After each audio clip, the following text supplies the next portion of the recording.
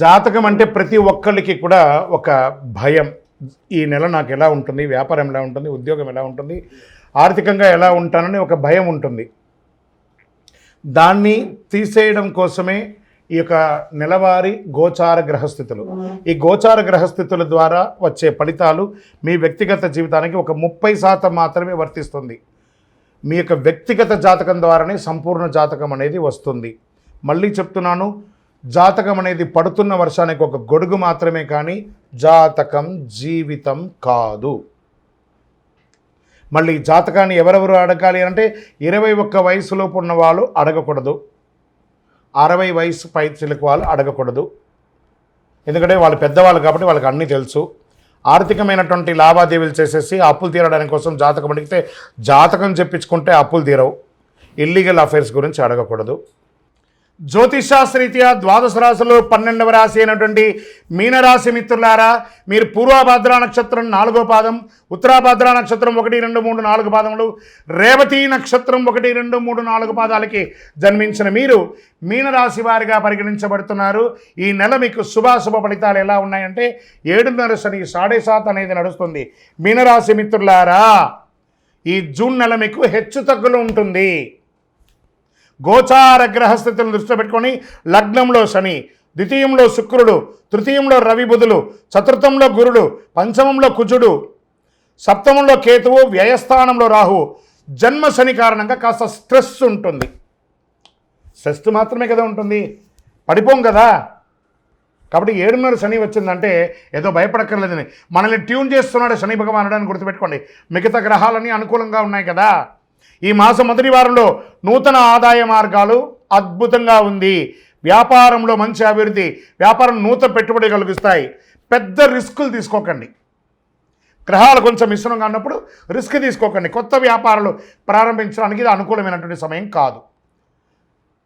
అన్నదమ్ముల వర్గంలో ఆధిపత్య పోరు, విరోధములు ఏర్పడే అవకాశాలు ఉన్నాయి. వివాహ ప్రయత్నంలో కాస్త ఆశాభంగం అని చెప్పచ్చు.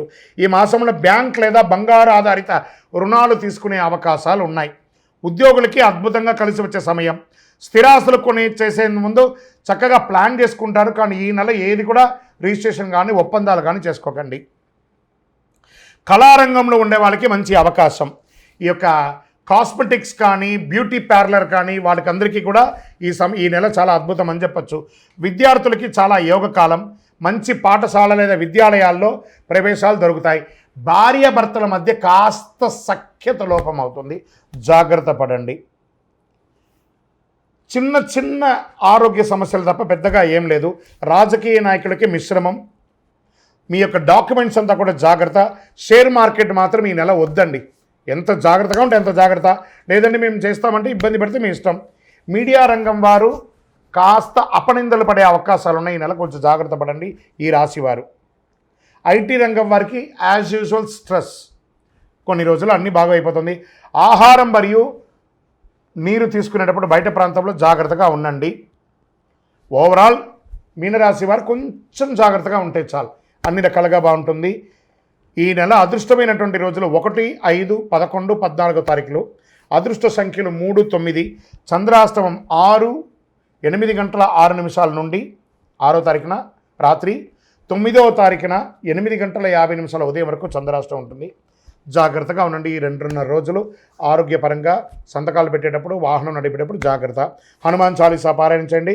మహాసుదర్శన మంత్రాన్ని ప్రార్థన చేయండి. ఆదిత్య హృదయం కూడా మీకు అనుగ్రహిస్తుంది. శనేశ్వరుని ప్రసన్నం చేసుకోండి. ఎలా? దేహి మే బుద్ధి వైశిష్ట్యం, దేహి మే నిత్య యవ్వనం, దేహి మే పరమ ఆనందం, దేవదేవ జగత్పతే. శనివారం వెళ్ళి ఆ యొక్క నవగ్రహాలకి మీ వయస్సు ఎంత ఉందో అన్ని దీపాలు వెలిగించండి. దైవ ప్రార్థన చేయండి. 19 ప్రదక్షిణాలు చేయండి. 48 రోజులు పూజ చేసినటువంటి అతి శక్తివంతమైనటువంటి కరుంగాలి మాలను ధరించండి. ఆరోగ్యంగా, ఐశ్వర్యంగా, విజయంగా, సంతోషంగా ఉంటారు. మీ యొక్క వ్యక్తిగత జాతకం తెలుసుకోవడానికి కింద ఉన్నటువంటి నెంబర్కి మీ యొక్క పేరు, date of birth, time of birth, place of birth చేయండి. ఇంకనూ మీరందరూ కూడాను ఆయురారోగ్య ఐశ్వర్య భోగభాగ్యాలతో ఉండాలని అఖిలాండ కోటి బ్రహ్మాండ నాయకుడు శ్రీ ధర్మశాస్త్ర అయ్యప్ప స్వామి వారిని ప్రార్థిస్తున్నాం. మీరు తిరుపతికి వచ్చినప్పుడు అయ్యప్ప స్వామి వారి 18 అవతారముల దేవాలయాన్ని బ్రహ్మశ్రీ డాక్టర్ చంద్రమణి గురుస్వామి గారు నిర్మించి సమాజానికి అంకితం ఇచ్చారు. జీవకోణ అనే ప్రాంతంలో తిరుపతిలో రైల్వే స్టేషన్ నుండి బస్టాండ్ నుండి 3 కిలోమీటర్ల దూరంలో ఉంటుంది. రండి, దర్శనం చేసుకోండి, అనుగ్రహం పొందండి. విజయోస్తు.